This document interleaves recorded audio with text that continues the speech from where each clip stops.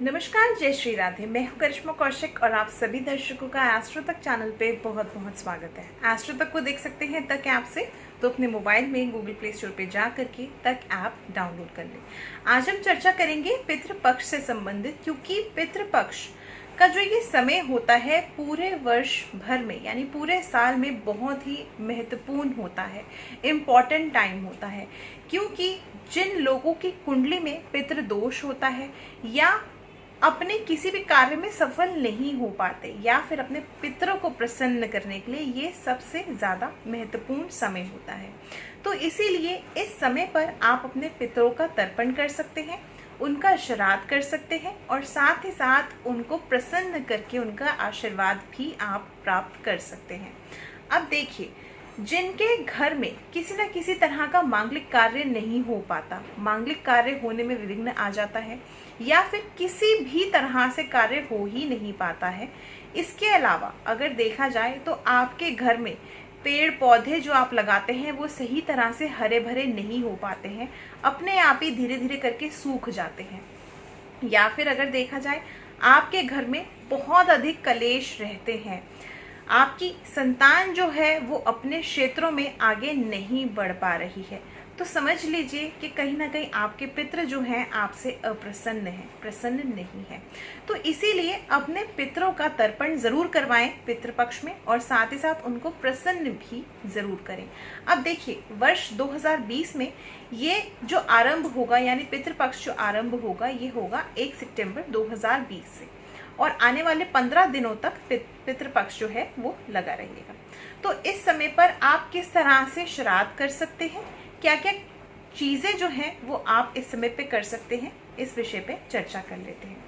तो सबसे पहले देखिए, जो भी पितृ या जो भी व्यक्ति जो मृत्यु को प्राप्त हो चुका है, इनका जो श्राद्ध है या तर्पण है ये आपको इनकी मृत्यु तिथि के अनुसार ही करना है।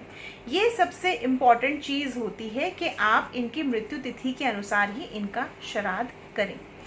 अब बहुत सारे लोगों का प्रश्न ऐसा होता है कि उनको मृत्यु को प्राप्त हुई भी तिथि नहीं पता होती अपने पितरों की, क्योंकि मॉडर्नाइजेशन है। तो इस समय पे अगर देखा जाए तो वेस्टर्न कैलेंडर के अकॉर्डिंग ही डेट्स याद रहती हैं, ज्योतिष तिथि के अकॉर्डिंग डेट्स याद नहीं रहती हैं।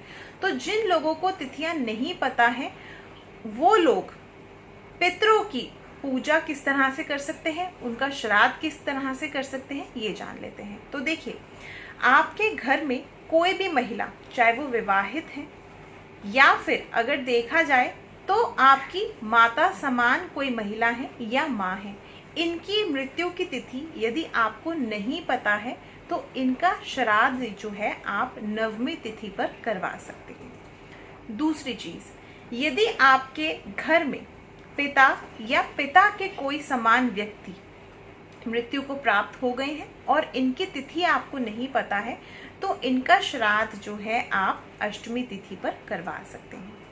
इसके साथ ही साथ जो लोग अकाल मृत्यु को प्राप्त हो चुके हैं या फिर किसी हादसे में, किसी दुर्घटना में उनकी मृत्यु हो गई है और तिथि आपको नहीं पता है, तो इनका जो श्राद्ध है आप चतुर्दशी तिथि पे करवा सकते हैं।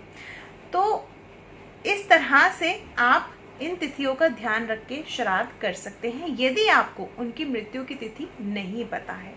इसके अलावा अगर जाने अनजाने में किसी भी कार्य की वजह से आप इन तिथियों को नहीं याद रख पाते हैं, नहीं ध्यान में रख पाते हैं या फिर अगर किसी और भी कारणवश अगर आप पितृपक्ष में अपने पितरों का तर्पण या श्राद्ध नहीं कर पाते हैं, तो सबसे इम्पोर्टेंट चीज जो होती है वो होती है अमावस्या।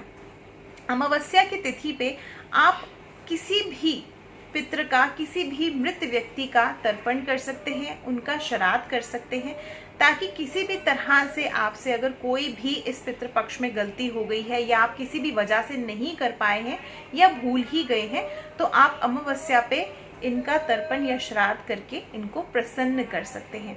इसके साथ ही साथ जिन लोगों की कुंडली में पितृदोष है उनको अमावस्या की तिथि पर पीपल के वृक्ष के नीचे सरसों के तेल का दीपक जलाना बहुत ज्यादा जरूरी होता है। तो इसीलिए पीपल के वृक्ष के नीचे सरसों का तेल का दीपक जरूर जलाएं, और ऐसे नहीं केवल पितृपक्ष की अमावस्या पे बल्कि हर अमावस्या पे जलाएं। ऐसा करने से आपके जो कुंडली में पितृदोष उत्पन्न हो रहा होगा उसमें भी आपको बेहतर लाभ प्राप्त होगा, और जो भी कठिनाइयां आपके जीवन में आ रही होंगी, संघर्ष आ रहा होगा इसके कारण, तो वो भी समाप्त होगा। तो इस तरह से आप पितृपक्ष में अपने पितरों को प्रसन्न कर सकते हैं और अपने जीवन को सफल बना सकते हैं। और भी ऐसी बातें जानने के लिए देखते रहिए एस्ट्रो तक। मुझे दीजिए इजाजत। नमस्कार, जय श्री राम।